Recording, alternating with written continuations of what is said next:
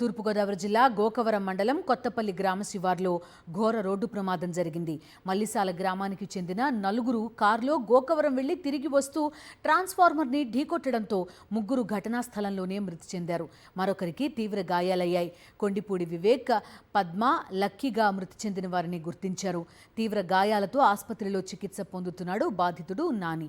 ప్రమాదంపై కేసు నమోదు చేసి దర్యాప్తు చేపట్టారు గోకవరం పోలీసులు.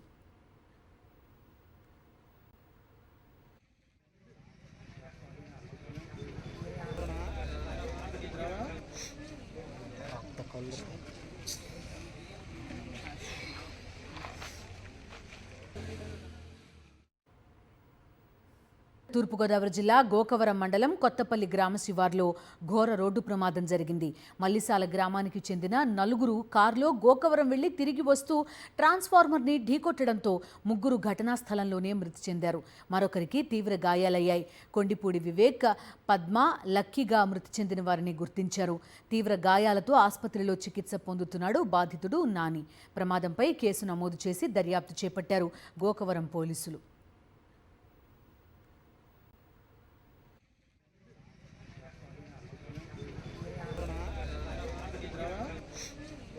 రక్త కళ్ళు